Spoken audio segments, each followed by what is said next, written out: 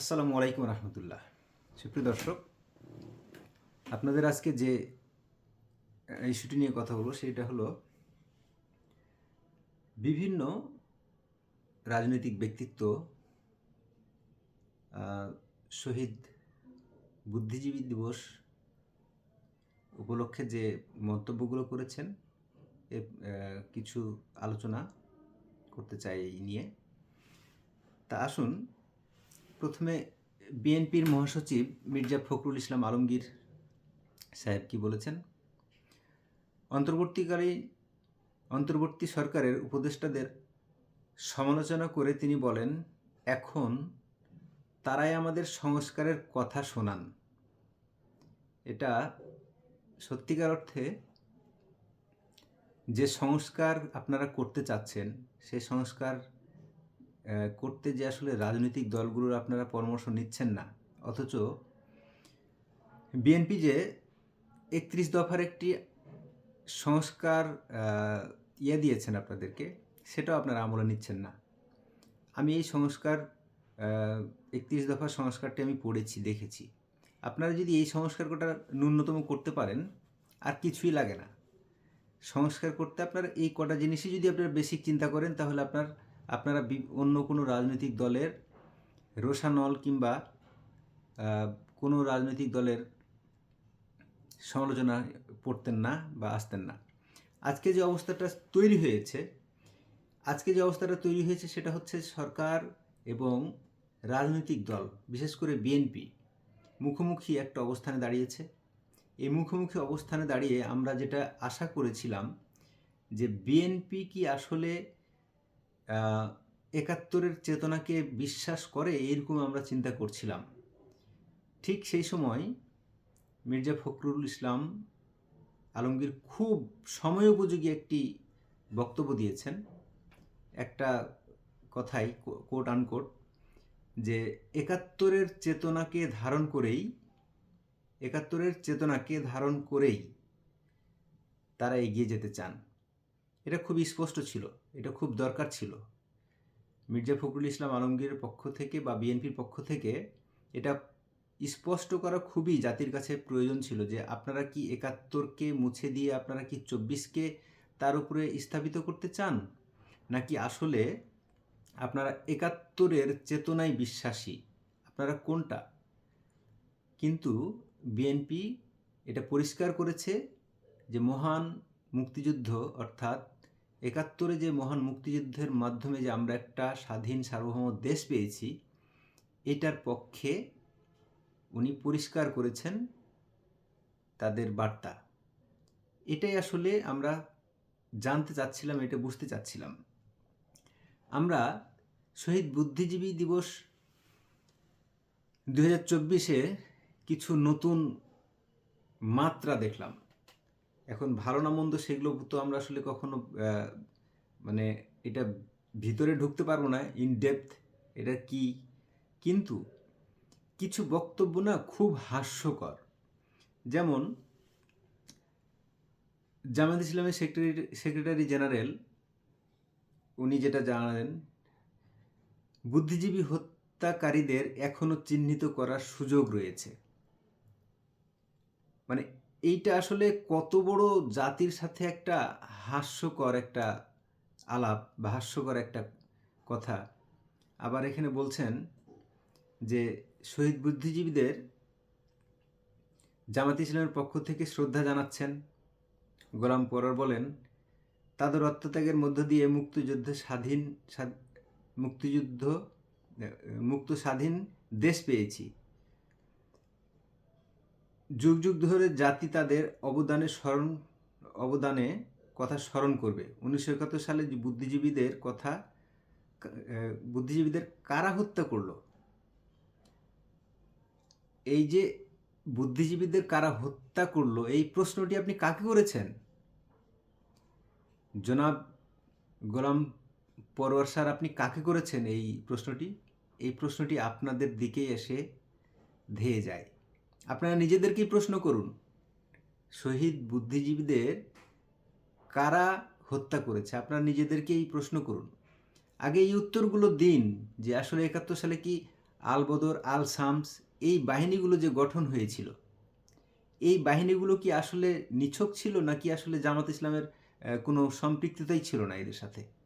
আপনারা একটু ক্লিয়ার করুন। আগে আগে আল বদর, আল শামস নিয়ে আপনাদের অবস্থানটা ক্লিয়ার করুন। 71 সালে আপনাদের ভূমিকাটা ক্লিয়ার করুন। তারপরেই জাতি ক্লিয়ার হয়ে যাবে যে শহীদ বুদ্ধিজীবীদের কারা আসলে হত্যা করেছিল। আপনার প্রশ্নের উত্তর আপনি পেয়ে যাবেন, আগে আপনার নিজের অবস্থানটা ক্লিয়ার করুন। মানে খুবই ভয়ঙ্কর কিছু কথাবার্তা আপনারা এনেছেন, যেগুলো আর কি মানে ইতিহাস বিকৃত করার যে একটা চেষ্টা, অপপ্রয়াস, এটা আসলে আরও স্পষ্ট হয়। দেখেন 71কে আপনারা কিভাবে চিন্তা করেন। 71-এ ভারত আওয়ামী লীগের সঙ্গে ষড়যন্ত্র করে পাকিস্তানের ওপর আঘাত করেছিল। এটা আপনারা মন্তব্য করেছেন। ভারতকে উদ্দেশ্য করে অধ্যাপক মিয়া গোলাম পরর বলেন, বাংলাদেশে কানেকটিভ ইকোনমিক সামরিক অবকাঠামোর স্বার্থের চেয়ে তাদের অর্থনৈতিক স্বার্থ অনেক বেশি।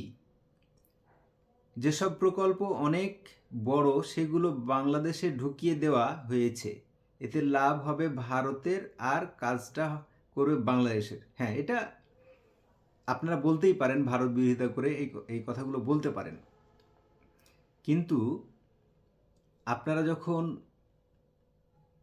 এই চিন্তাগুলো করবেন যে 71-এ ভারত আওয়ামী লীগের সাথে ষড়যন্ত্র করে পাকিস্তানের সাথে যুদ্ধ বাঁধিয়ে দিয়েছিল, দিয়ে একটা 71 হয়েছিল, এটা জাতির সাথে কি ধরনের মশকরা করা, এটা আমি বুঝি না, জাতি বুঝবে কিনা আমি জানি না।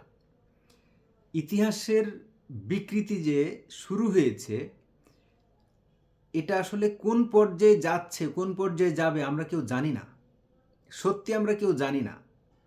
আবার শহীদ বুদ্ধিজীবী দিবসে প্রধান উপদেষ্টার সচিব মহোদয় বললেন কি, যে 71-এর কোট আনকোট আর কি, 71-এর চেতনাকে ধারণা করে আপনারা এই 24কে আপনারা ধারণ করতে চান।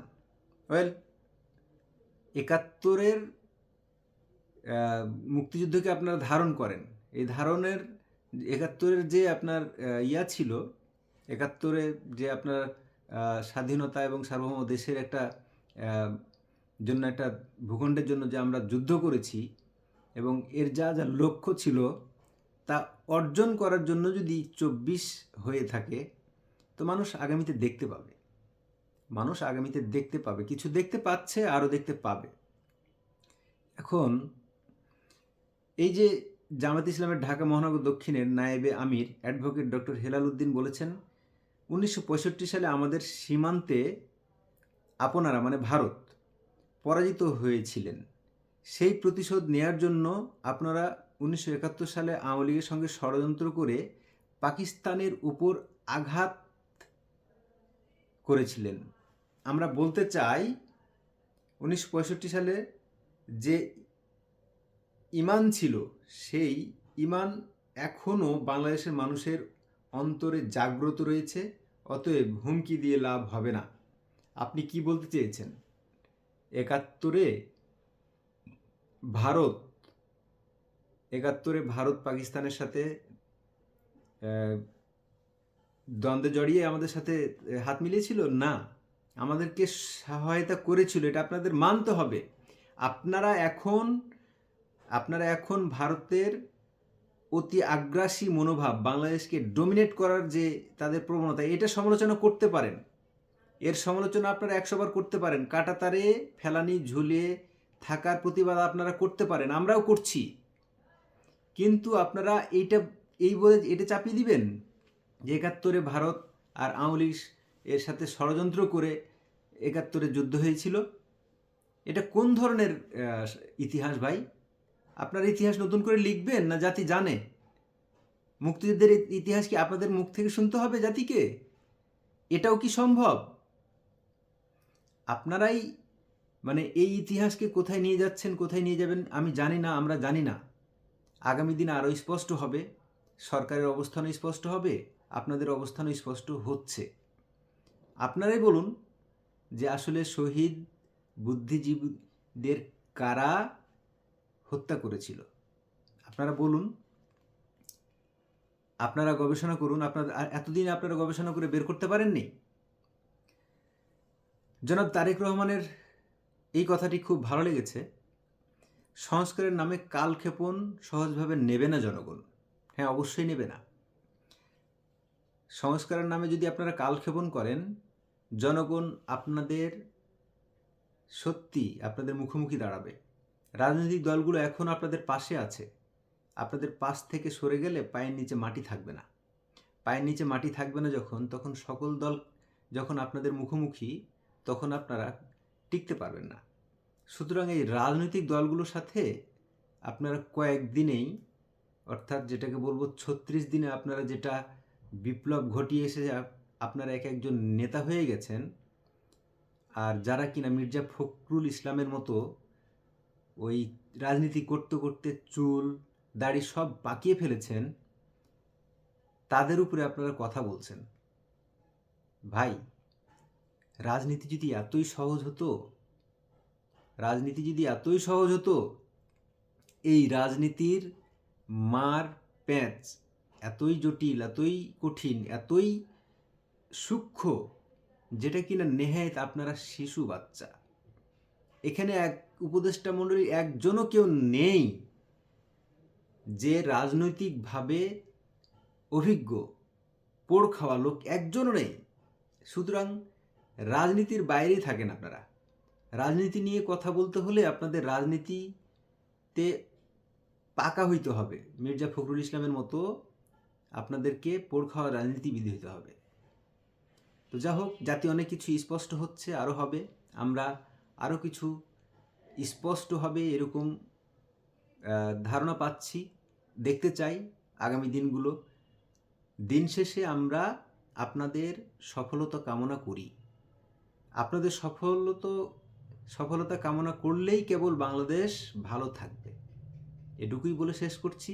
ভালো থাকবেন। আল্লাহ হাফেজ। কথা হবে অন্য কোনো একটি ভিডিওতে।